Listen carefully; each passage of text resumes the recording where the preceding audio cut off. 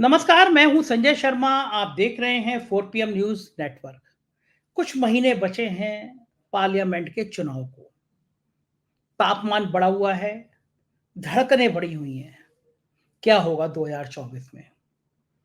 गोदी मीडिया हाथ में है। गोदी मीडिया जयकारा लगाने को तैयार बैठा है। 3 राज्यों के नतीजे आए तो भविष्यवाणियां शुरू हो गई कि हैट्रिक की तैयारी, 2024 में हैट्रिक की तैयारी। कोई बताने को तैयार नहीं, कि कोई पूछने को तैयार नहीं कि इन 3 राज्यों में तो पहले भी सारी सीटें, एक सीट को छोड़कर सब जीती थी बीजेपी। छत्तीसगढ़ में कुछ सीटें हारी थी, मध्य प्रदेश राजस्थान में क्लीन स्वीप हुआ था। फिर आखिर ऐसा क्या है कि साहेब परेशान है? फिर ऐसा क्या है कि साहेब दुखी हैं, चिड़े हैं, गुस्से में हैं? और साहेब चिंतित क्यों हैं? दरअसल सारी बातें, सारी तैयारियां उत्तर प्रदेश फेल कर दे रहा है। वो राज्य जहां से साहेब को सबसे ज्यादा उम्मीदें हैं, गुजरात के बाद सबसे ज्यादा भरोसा है।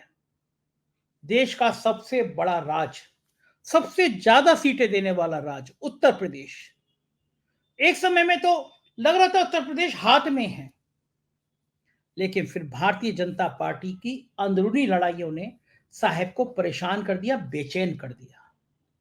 उधर समाजवादी पार्टी के अध्यक्ष अखिलेश यादव ने जो पीडीए यानी पिछड़ा दलित अल्पसंख्यक का जो राग छेड़ा है, उस राग की गूंज, उस राग के तराने दिल्ली तक बहुत सगमता से पहुंच रहे हैं और परेशान कर रहे हैं।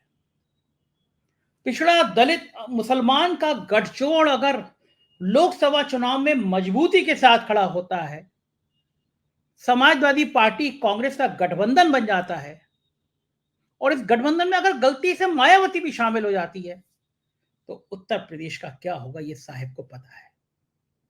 और साहेब को यह भी पता है कि अगर मली मायावती हमने मैनेज कर ली है, समाजवादी पार्टी कांग्रेस गठबंधन है, तो फिर योगी आदित्यनाथ क्या चाहते हैं, यह संदेश अगर बीजेपी के कार्यकर्ताओं तक चले गए, हिंदुत्व की बड़ी लाइन खींचने वाले तक चले गए, तो भी चीजें सही नहीं रहेंगी। दरअसल दिल्ली और उत्तर प्रदेश के बीच सब कुछ सही नहीं चल रहा, यह बच्चा बच्चा जानता है, मुझे बताने की जरूरत नहीं है। राजनीति की एबीसीडी जो रखता है, जानता है, वो जानता है कि दिल्ली और उत्तर प्रदेश के बीच क्या चल रहा है। तब साहेब ने सोचा कि क्यों ना इस गठबंधन के जनक, उत्तर प्रदेश में विपक्ष के सबसे बड़े चेहरे पे चोट की जाए, अखिलेश यादव पे चोट की जाए। मायावती की तरह अखिलेश यादव को डराने की कोशिशें बेकार हो चुकी। अखिलेश यादव की जो शैली है, अखिलेश यादव डरते नहीं। चुनाव के नतीजों के बाद सबसे पहला ईवीएम पर हमला करने वाले, बोलने वाले अखिलेश यादव थे। उन्होंने कहा कि दुनिया के किसी भी लोकतांत्रिक देश में ईवीएम का इस्तेमाल नहीं होता। 2 दिन, 10 दिन, 15 दिन लगने हैं पोस्टल बैलेट की गिनती में। लगाना चाहिए, भरोसा होना चाहिए, पता चलना चाहिए जिसको वोट दिया क्या उसके पास गया या नहीं गया। तब साहेब ने सोचा इस वोट बैंक पर, अखिलेश यादव के वोट बैंक पर चोट की जाए। चोट कैसे हो, इसका विचार किया गया और मध्य प्रदेश से मोहन यादव को मुख्यमंत्री बना दिया गया।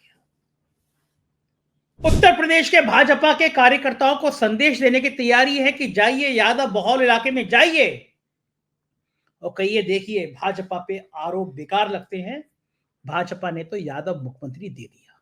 इसकी तैयारी के संदेश दे दिए गए कि मोहन यादव के सरनेम यादव लगा होने की बात उत्तर प्रदेश के गांव गांव तक फैलाइए। भाजपा का निशाना यादव वोट बैंक में सेंध लगाना है। क्या उत्तर प्रदेश, बिहार और हरियाणा के यादवों में इस संदेश का कोई फायदा मिलेगा? क्या यादव केवल एक सीएम बना देने से खुश हो जाएंगे? उससे एक अफसर ने कहा कि जरा एक लिस्ट निकाल के देख लीजिए उत्तर प्रदेश, हरियाणा में कितने Yadav IAS, IPS, DIG, IG commissioner, पता चल जाएगा आपको यादव है कहां। तो मुझे लगा कि मैं एक ऐसे नेता के पास आपको लेके चलूं जो यादवों का बड़ा नेता है, भारतीय जनता पार्टी की सरकार में मिनिस्टर रहा है, और जब बीजेपी ने यादवों को ही ठिकाने लगाने के लिए पिछड़ों में अति पिछड़ा कार्ड खेला, तो वो अपनी सरकार के खिलाफ सुप्रीम कोर्ट चले गए और सुप्रीम कोर्ट से स्टे ले आए। आप सही समझे, भाजपा सरकार में मंत्री रहे अशोक यादव के पास चलते हैं। उत्तर प्रदेश की यादव बरादरी में एक बड़ा नाम रखते हैं, देश के बड़े प्रतिष्ठित यादवों में उनकी खास पहचान है, तो चलते हैं अशोक यादव के पास और समझने की कोशिश करते हैं कि मोहन यादव के मुख्यमंत्री बनने के बाद उत्तर प्रदेश, बिहार और हरियाणा के यादवों के साथ मध्य प्रदेश के यादवों में बीजेपी कितनी सेंध लगाएगी। चलते हैं सीधे अशोक यादव के पास। स्वागत है अशोक जी आपका। आज मैं आपसे के साथ इस विषय पर चर्चा कर रहा हूं कि उत्तर प्रदेश में खास तौर से पिछड़ी जाति की एकता एक बड़ा मुद्दा बन रही है। बिहार में जिस तरह जातिगत जनगणना की बात उठाई नीतीश ने, आंकड़े सामने रख दिए, उत्तर प्रदेश में पिछड़ा दलित मुसलमान के गठजोड़ पे बात चल रही है। पिछले 6 सालों में यादव कम्युनिटी में खास तौर से ये बात उठती रहती है कि यादव नाम आ जाता है तो किनारे कर दिया जाता है, मान लिया जाता है कि ये यादव तो उनके यादव हैं, हमारे साथ है ही नहीं। और लगातार यादव कम्युनिटी के कई नेता इस बात को अपेक्षित महसूस करके लिखते रहते हैं कि यादवों को तो ये सरकार अपना मानती नहीं है। मुकदमे हो, परेशान करना हो, गिरफ्तारी हो, ये बात सब यादव कम्युनिटी में बहुत ज्यादा गुस्सा और नाराजगी रहती है इस बात को। उनको लगता है कि उनके संग अत्याचार हो रहा है। जब जाति की जनगणना की बात उठती है बिहार से, तो डर उत्तर प्रदेश में पैदा होता है, क्योंकि पिछड़ों की आबादी, अगर पिछड़े दलित और मुसलमानों की अल्पसंख्यकों की आबादी रख लो तो वो 80% उठती है।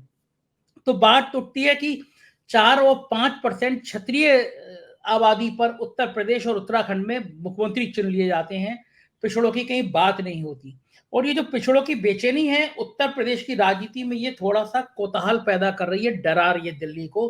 क्या मध्य प्रदेश का मुख्यमंत्री यादव चुनने के पीछे एक कारण महसूस करते हैं?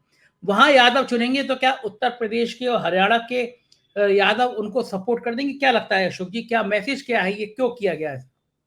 देखिए, उन्होंने किया तो ये है कि भाई इससे तारीख बदलेगी, इससे कुछ इतिहास बदलेगा। और हम लोग श्री कृष्ण के वंशज हैं, तो वो लड़ना भी जानते थे, समझौते करना भी जानते थे और बहुत बड़े बड़े एक्शन लेते थे। लेकिन मुझे ऐसा लगता है कि मोहन यादव को बनाया है और इतना पॉलिटिकल, इससे पहले गौड़ साहब थे मध्य प्रदेश में और वो कुछ कर नहीं पाए या उनको कुछ करने नहीं दिया, इस वक्त तो कहना ठीक नहीं है। लेकिन ये बिल्कुल नई शख्सियत है, नया चेहरा है। नाम जरूर, ये बिल्कुल सच बात है, ये प्रेशर में पहली बार गौड़ साहब को, इसलिए नहीं, गौड़ साहब तो माइग्रेट कर गए थे यूपी से वहां, इसलिए वो गौड़ साहब का वो यादव नहीं लिख सकते थे बेचारे, नहीं अच्छा, जानते वो थे यादव, लोग। अच्छा मुझे भी नहीं पता था कि वो यादव है। बाबूलाल गौड़ मुझे नहीं यादव पता थे था। और किसी को पता नहीं था ये यादव है। हाँ, मुझे भी नहीं पता वो था ये तो बात। उनके मोहल्ले में उन्हें बताना पड़ता था मैं भी यादव हूँ। अच्छा। तो हाँ, क्योंकि गौड़ तो यहाँ यादव, पे ब्राह्मण लिखते हैं, मैंने देखा है कि गौड़ जाति जो है गौड़ उत्तर प्रदेश। ब्राह्मण लिखते, तो उनको बताना पड़ता था। ये जो है, देखिए, पॉलिटिक्स में जब जरूरत होती है तभी बात होती है। ये बात मैं मानता हूं कि ये पॉलिटिकल प्रेशर है, पॉलिटिकल प्रेशर है, जाति जनगणना का प्रेशर है और अब इसको सेंटर करना था। देखिए, मैं माफी के साथ कहता हूं, यादवों की जाति जो जाति है, आज थोड़ी देर बात करूंगा वरना मैं बैकवर्ड्स की बात करता हूं। यादव श्री कृष्ण के वंशज हैं। श्री कृष्ण 16 कलाओं के मालिक थे। पूरा कुरुक्षेत्र 18 दिन में करा के पूरा इतिहास रच दिया और पूरी दुनिया में उनका डंका पिटता है, उनकी सब चीजों की भाषाएं होती हैं और उनसे बड़ा कोई आचार्य आर्यदेव नहीं मानते हैं। तो इसलिए मैं ये मानता हूं कि यदुवंशियों, अच्छा, आरक्षण की भी लड़ाई, बिंदेश्वरी प्रसाद मंडल जो थे बिहार के चीफ मिनिस्टर थे, उनके नाम से मंडल कमीशन बना। शरद यादव ने, लालू यादव ने, अशोक यादव ने आरक्षण की लड़ाई लड़ी है, ऐसी बात नहीं है। जो पिछड़े वर्गों में कहा जाए, अगर और गाय हैं और छोटे, जो भैंस के दूध से बाल्टी भरती है, यादवों को इसके लिए जाना जाता है। हाँ, जो बाकी यादव हैं, आप मुझे सच बताइए, बीजेपी में यादव हैं, अभी भी हैं, मिनिस्टर हैं 2-3, लेकिन पता नहीं क्यों बहुत लोग उनको जानते नहीं, बहुत लोग जानते नहीं। और यादव हो तो लालू यादव की कैटेगरी का हो, अखिलेश यादव की कैटेगरी का हो, तो लोग तरजीह देंगे। ऑल ऑफ ए सडन इससे मैं माहौल में ऐसा कोई बदलाव आ जाएगा कि पूरा वाह वाह होनी जाएगी। हालांकि वो हो सकता है कि इसलिए किया हो कि रात के बाद नए दिन की शहर आएगी, दिन नहीं बदलेगा, तारीख बदल जाएगी। बिल्कुल ठीक बात है। हो सकता है इरादा ये हो। मैंने देखा अशोक जी, यादवों के कई बड़े प्रतिष्ठित लोगों को मैंने देखा है, उन्होंने अपने वॉल पे, अपने ट्विटर पे लिखा कई बार, जो अखिलेश यादव आरोप लगाते हैं कि जब मैंने मुख्यमंत्री का बंगला छोड़ा तो मुख्यमंत्री के बंगले को गंगा जल से धुलवाया गया। पिछड़ों के प्रति ये भाव रखती है सरकार। ये मैसेज यादवों के मैंने कई प्रतिष्ठित लोगों के ट्विटर पे, फेसबुक पे देखा है। ये जो दर्द है यादवों का कि एक हमारा मुख्यमंत्री था, उसका बंगला खाली कराया गया तो गंगा जल से धुलवाया गया कि यहाँ पे यादव रहते थे, ये आरोप है। नहीं वो तो ये गलत है। दर्द जो आप मुझे बताइए, आपको याद होगा, मैं नाम नहीं लेना चाहूंगा, आरक्षण में ये किया काहे को गया, काटा काहे को गया था आरक्षण? यादवों की वजह से। यादव ही तो उसमें सबसे सफल हुआ। दलित को कम काटा था, यादव थे निशाने पर। किन्होंने किया था उनका नाम लेने की जरूरत नहीं है। सुप्रीम कोर्ट से हम लोग जीते, और इसी पूरे उत्तर प्रदेश, मध्य प्रदेश, बिहार, सब जगह से मुझे, अब पॉलिटिकल आदमी की बात कर रहा हूं मैं, सब जगह से मुझे बधाइयां आई। तो फिर आरक्षण लड़ता कौन है? मंडल कमीशन बना किसके नाम से था? अगर लोग बुरा ना माने तो पिछड़े वर्गों में यादव बड़े भाई की हैसियत से, उनकी संख्या ज्यादा है भाई। अगर वो ज्यादा डीएम, एसपी, कलेक्टर हो गए तो उनकी तादाद ज्यादा है, लेकिन उनकी लीडरशिप को उत्तर प्रदेश में और बिहार में, इससे ऐसा नहीं है कि इनके बनाने से एकदम इम्पैक्ट आ जाएगा। वो लोग जो सदियों से बात कर रहे हैं, देखिए मुलायम सिंह के मैं खिलाफ रहा, पहला चुनाव उनके खिलाफ लड़ा, लेकिन आप क्या समझते हैं, यादवों में मुलायम और लालू से बड़ा कोई नाम है क्या? नहीं।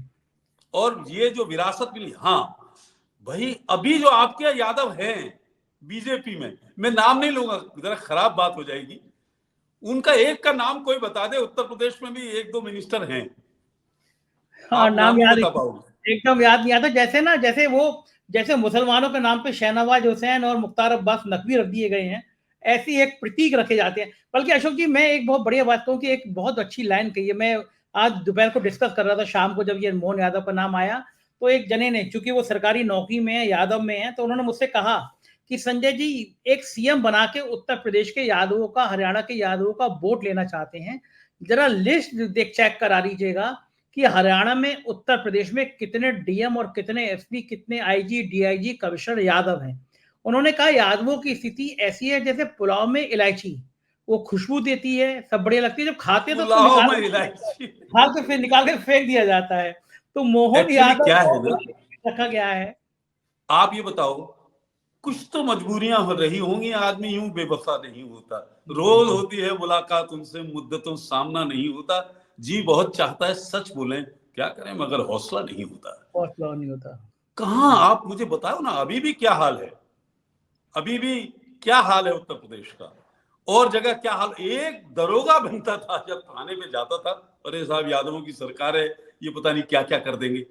मैं सिर्फ इतना कहता हूं कि बनाने के लिए बधाई है उनको, ऐसा नहीं, लेकिन अगर नियत सच्ची साफ हो जाए, है ना, और ताकतवर लोगों को बनाओ ना ढूंढ के, ताकतवर लोगों को अलग से हॉर्स पावर उनको लगाना नहीं पड़ेगा, अलग से। ये बात बिल्कुल आपकी है। और फिर जो यूपी और बिहार के यादवों का संख्या है, यूपी में जो बिहार में संख्या है, वो मध्य प्रदेश में नहीं है। मध्य प्रदेश का यादव थोड़ा नर्म है, और यादवों को थोड़ा गर्म किस्म का यादव पसंद आता है। मेरी बात को बिल्कुल अदरवाइज मत लीजिए। नहीं, मैं तो सही समझ रहा हूँ कि आप तो खुद मिनिस्टर रहे हैं, राजनाथ सिंह सरकार में मिनिस्टर रहे हैं, आपका ही तापमान कहाँ झेल भाई बीजेपी। आपने जब पिछड़ों में अति पिछड़ा कार्ड आया, यादवों को किनारे करा, तो आप ही सुप्रीम कोर्ट पहुंच गए। समस्या ये नहीं, आप सोचो, कोई कहाँ झेल पाएगी बीजेपी? पूरी मिनिस्टर जो है अपनी सरकार के खिलाफ सुप्रीम कोर्ट चला जाएगा। तो ये भैया थोड़ा बहुत यादव होने का असर था। पूरी मिनिस्टरशिप कुर्बान, प्रधान ही नहीं छोड़ते लोग। सही बात है, पूरी कुर्बान कर दी, लेकिन इतिहास में नाम लिखा हुआ। किसी की हिम्मत थी अपने चीफ मिनिस्टर से लड़ने की?